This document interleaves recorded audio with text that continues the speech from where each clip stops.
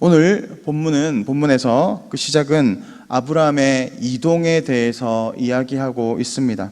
1절 말씀을 보면 아브라함이 거기서 네게브 땅으로 옮겨가 가데스와 술 사이 그랄에 거류하며 라고 말하고 있습니다.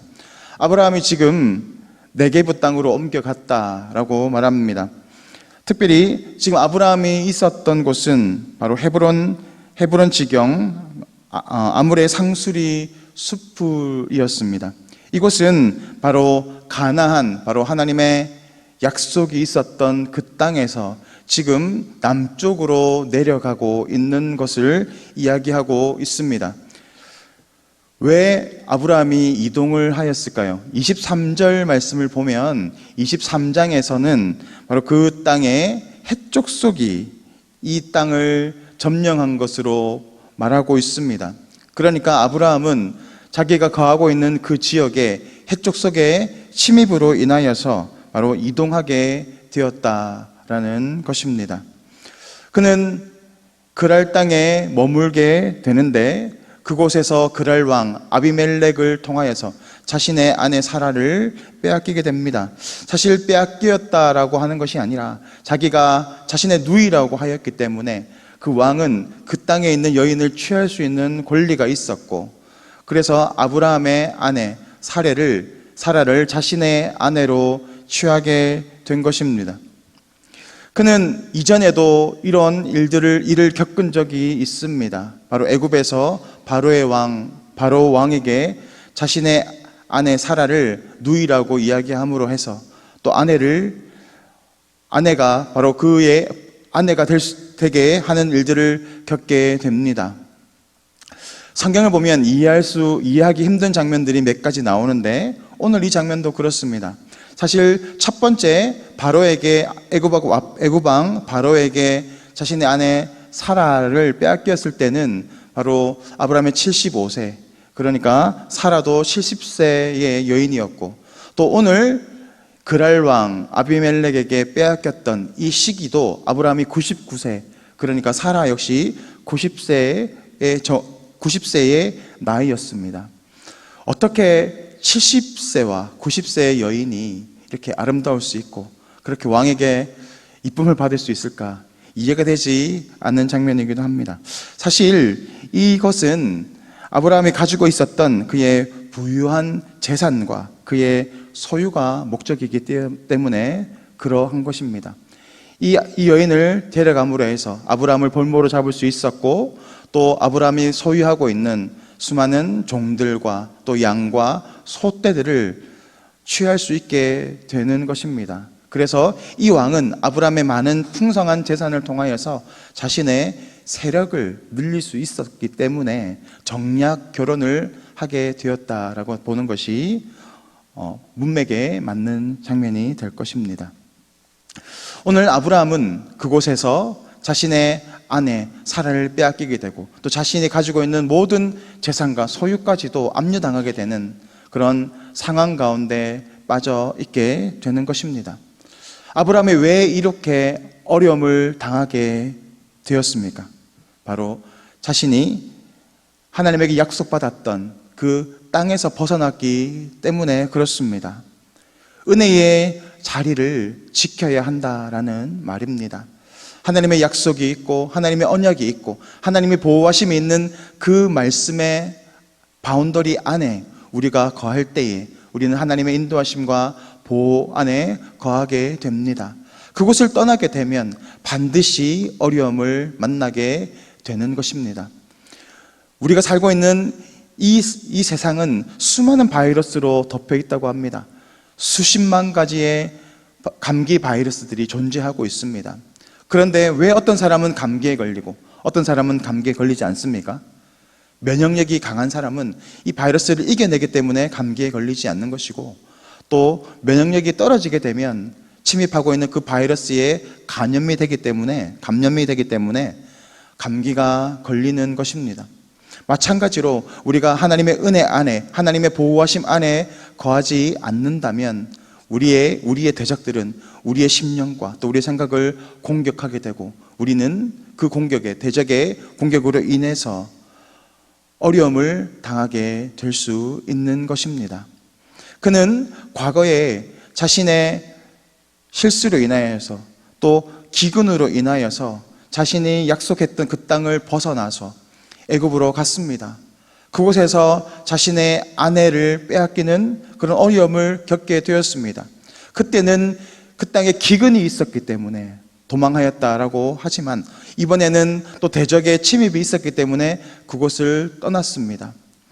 어려움이 있고 또 상황이 복잡해지면 우리는 하나님의 약속과 하나님의 인도하심과 보호하심을 바라보기보다는 나의 어려움과 또 나의 힘듦을 인하여서 그 하나님의 은혜의 자리를 벗어날 때가 있습니다.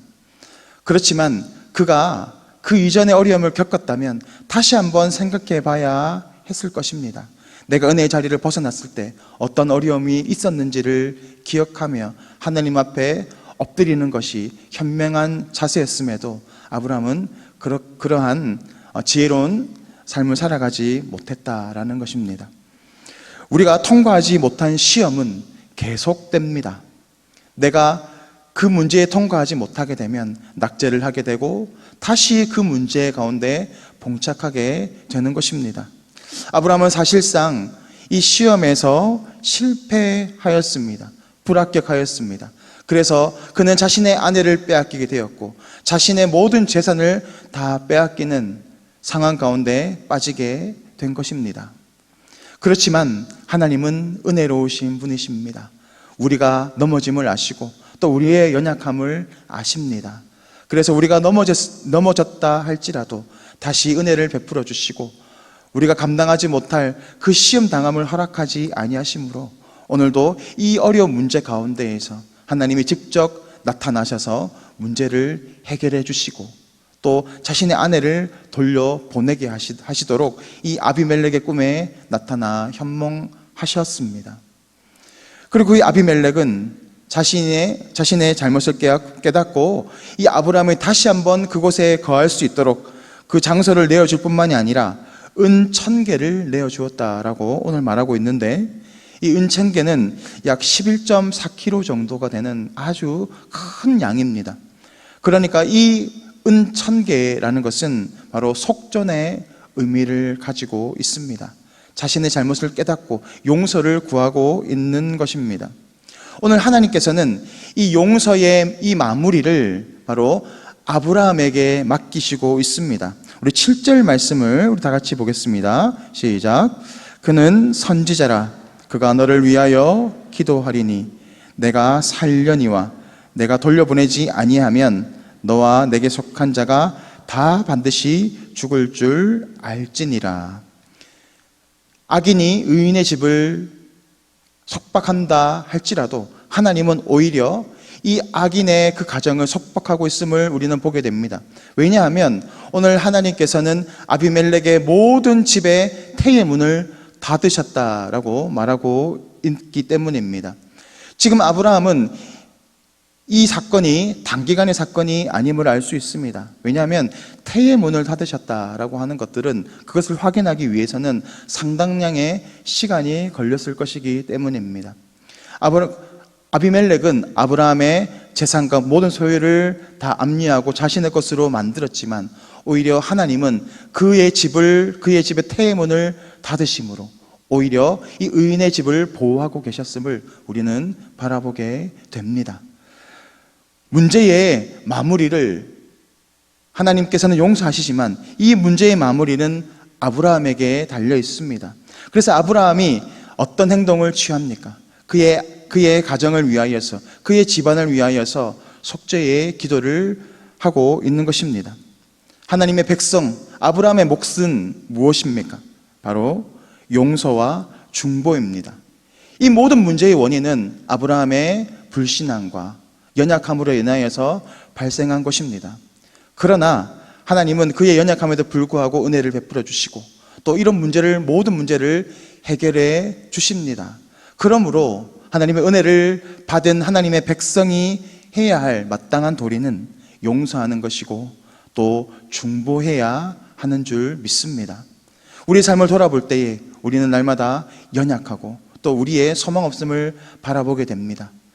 그럼에도 불구하고 하나님은 우리를 긍휼히 여기시고 모든 문제를 해결해 주시고 선한 길로 우리를 인도해 가시는 분이십니다.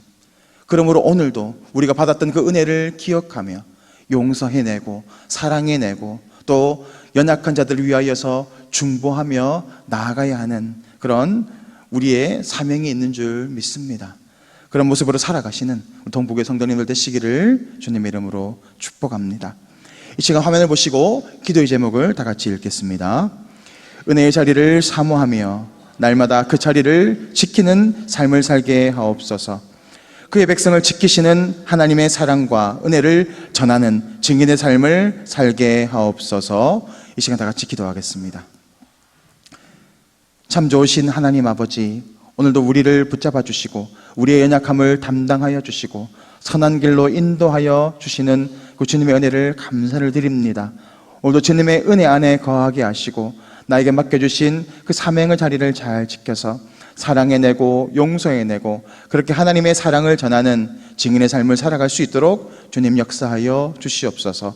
감사를 드리며 예수 그리스도 이름으로 기도드립니다. 아멘.